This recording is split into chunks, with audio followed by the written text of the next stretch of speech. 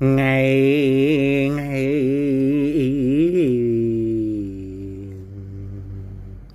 dệt cởi thiếp lại quay tơ ơi tơ vương vẫn viết ngẩn ngơ thiếp mong hỉ trang gió gió đồng sóng man